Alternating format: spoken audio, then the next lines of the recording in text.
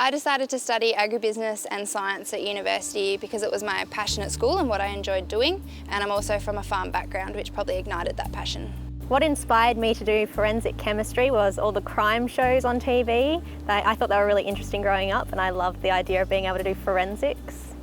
The thing about science is it's like a massive dot-to-dot kind of puzzle, and we need a whole heap of people to work out how the dots connect, and when we think that we're getting close to the end of finishing it, we find that there's all these other dots that we haven't worked out yet. So it's always never ending, I guess.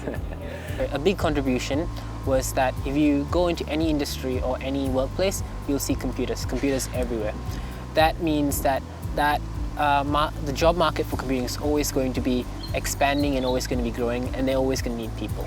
So a few weeks ago I went on a field trip to Lake Yangebup where we got to collect water samples for our environmental chemistry unit. We then got to take these water samples back to the lab and treat them and find out what types of chemicals were in the environment around us, which was really interesting.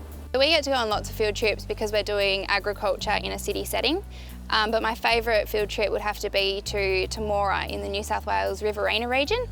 We got to go and compete for Curtin University in the Australian Universities crop competitions. I've been on a number of field trips. I think my favourite so far would have been going out to Kalgoorlie. Most people would probably disagree with me because it was 40 degrees, but it was just really fun being out in the field and seeing what life would actually be like as a geologist on the practical side of things. Most interesting thing I've learnt while I've been studying science is just the ability science has and the ability it's going to have into the future, especially agriculture. The world's a growing place and there's more and more people, so then there's more and more mouths to feed, and at the moment we're not sure how we're going to do it. That's where study into science and agriculture is going to play such a huge role. What inspires me about software engineering is how it challenges your thinking. It makes you think differently. To solve a simple or complex problem, there's not one way, but there's multiple ways to do it.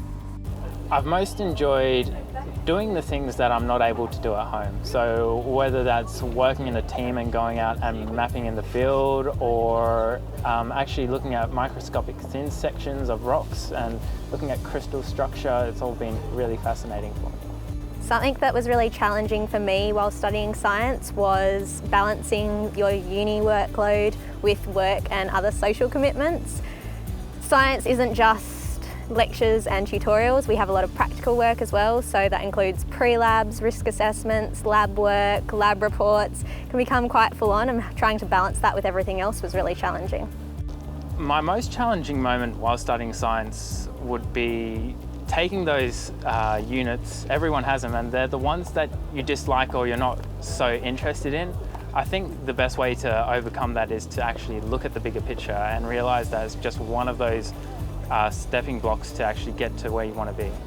Upon graduation, I'd like to join a team of software engineers to provide innovative solutions to complex problems, to make productivity and efficiency better for corporations and small businesses. When I graduate, I would really like to be able to teach people about science. I work with science outreach, and through that I've really found that I'm passionate about teaching people about science and promoting science in the wider community, so I'd really like to continue doing that.